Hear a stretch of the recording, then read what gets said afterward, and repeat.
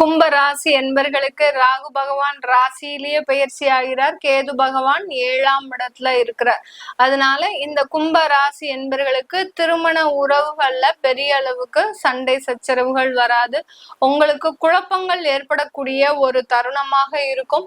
7.5 சனி இன்னும் முழுமையா விலகல. நிறைய கும்பராசி என்பர்கள் கால் பண்ணி கேக்குறாங்க, மேடம் எங்களுக்கு 7.5 சனி முடிஞ்சிருச்சு தானே, எங்களுக்கு 7.5 சனி முடிஞ்சிருச்சு தானே, இன்னமே சனி பகவான் எங்களை பக்கம் திரும்ப மாட்டார்ல அப்படின்ற மாதிரியான ஒரு கேள்விகள் இருந்துகிட்டே இருக்கு. 7.5 சனி இன்னும் 2.5 வருடங்கள் உங்களுக்கு கடைசி பாத சனியாக பெயர்ச்சியாகி இருக்கிறாரு. அதனால இந்த சனி பயிற்சி இன்னும் உங்களுக்கு முழுவதுமா விடல. அதுக்கு முன்னாடி ராகு வேற இறங்கி இருக்கிறாரு.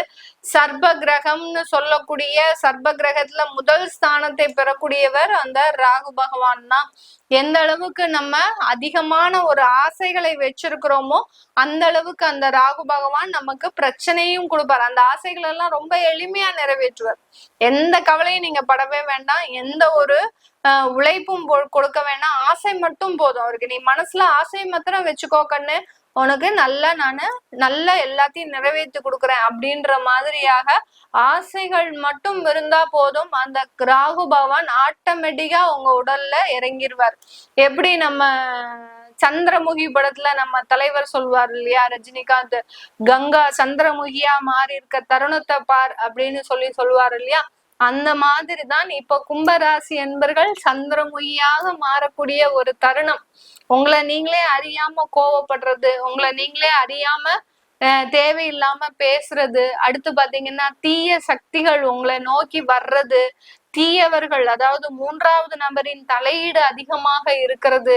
நீங்க என்ன சொன்னாலும் உங்க வீட்டுல இருக்கிறவங்க சொல் பேச நீங்க கேட்கவே மாட்டீங்க. இது நாள் வரைக்கும் வீட்டுல இருக்கிறவங்க தான் எனக்கு வேத மந்திரமே அப்படின்னு சொல்லிட்டு இருந்த இந்த கும்பராசி என்பர்களுக்கு இப்ப பாத்தீங்கன்னா வீட்டுல இருக்கிறவங்க சொல்றது எதையுமே கேட்காம நீங்களே ஒரு டிசிஷன் எடுத்து அதுல போய் மாட்டிக்க கூடிய ஒரு தருணம்.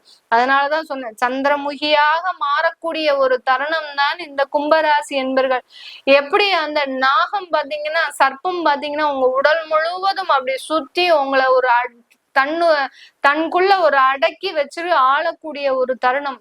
கேது இருந்தா கூட ஒன்னும் பிரச்சனையே கிடையாது. ராகு இருந்தாரு பாத்தீங்கன்னா, சந்திரன் ராகு சேர்க்கை ரொம்ப மோசமா இருக்கும். அந்த அளவுக்கு கெடுபலன்களை கொடுக்கும். மனது ஒரு நிலையா இருக்காது. அதிகப்படியான ஒரு ஆசை போகங்களுக்கு அடிமையாக கூடிய ஒரு தருணம். கும்ப ராசி அன்பர்கள் மாணவ செல்வங்களா இருக்கிறீங்க. ஒரு 18 வயசுல இருந்து ஒரு 25 27 வயசு வரைக்கும் இருக்கக்கூடியவர்களா இருக்கிறீங்கன்னா ரொம்ப ஆசை போகங்களுக்கு ஆசைப்படாதீங்க. தேவையில்லாத ஒரு ஆடம்பர விஷயத்துக்கு ஆசைப்படாதீங்க.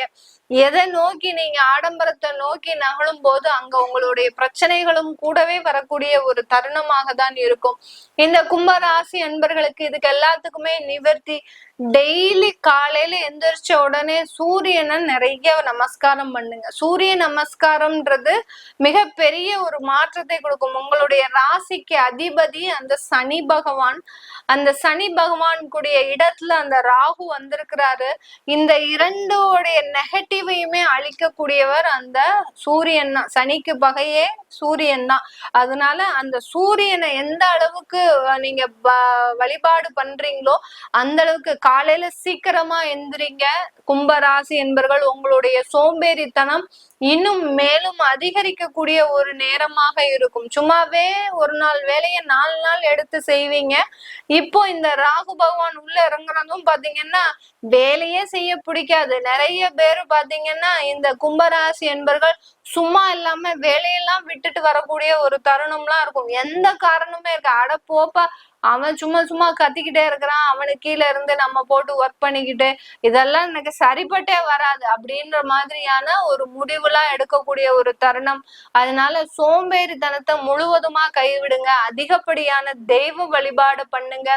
வீட்டுல எந்த அளவுக்கு நீங்க தெய்வ வழிபாடு அடுத்து விளக்கு ஏற்றி வழிபாடு பண்றீங்களோ அந்த அளவுக்கு இந்த ராகு பகவான் உங்களை ஒண்ணுமே சொல்ல மாட்டார். அவர் உங்களுக்கு அடங்கி இருப்பாரே ஒழிய ராகுக்கு அடங்கி நீங்க உங்க ராசி என்பர்கள் போயிடக்கூடாது. அதனாலதான் இந்த தெய்வ வழிபாடுன்றது ஒரு முக்கியமான ஒரு மாற்றத்தை கொடுக்கக்கூடிய ஒரு நேரமாக இருக்கும். 7ஆம் இடத்துல இருக்கக்கூடிய கேது பகவான் வெளிநாட்டு வேலை, அடுத்து பாத்தீங்கன்னா பார்ட்னர்ஷிப் தொழில் ஆரம்பிக்கக்கூடிய ஒரு தருணம்.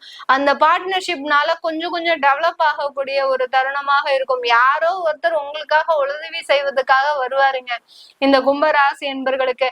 அந்த உதவியை நீங்க ரொம்ப கணக்கச்சிதமா, அதாவது நல்ல ஒரு லீகலி, அதாவது பேப்பர்லாம் நல்ல ஒர்க்கா இருக்கணும், டாக்குமெண்டேஷன்லாம் சூப்பரா வச்சுக்கோங்க.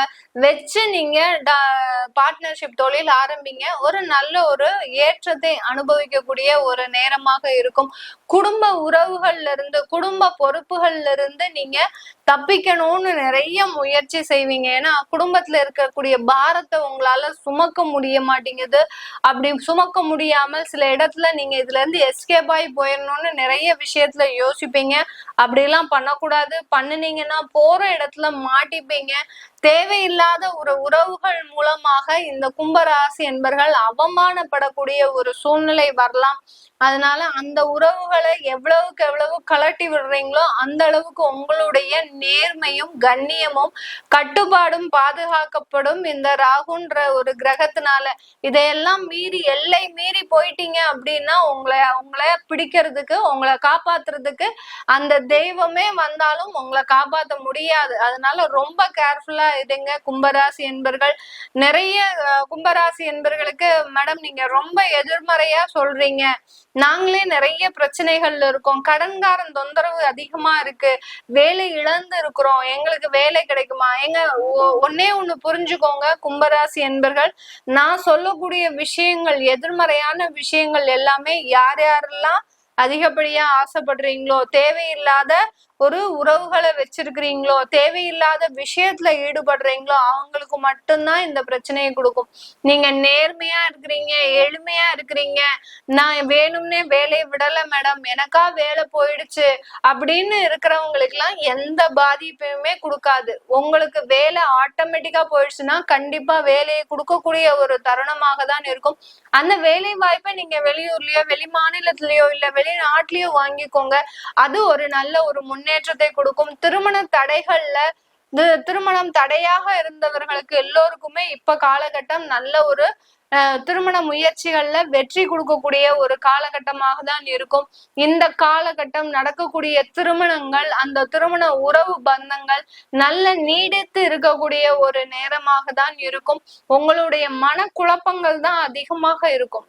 கும்பராசி என்பர்களுக்கு உங்களுடைய மனநிலை தான் பாத்தீங்கன்னா, நம்ம ஏதாவது தப்பு செஞ்சுட்டோமோ, தேவையில்லாத கமிட்மெண்ட்ல வந்துட்டோமோ, வீடு கட்டணும்னு ஆரம்பிச்சு சில பேர் பாத்தீங்கன்னா அதை பாதியில விடுறதுக்கு உண்டான வாய்ப்புகள்லாம் இருக்கு.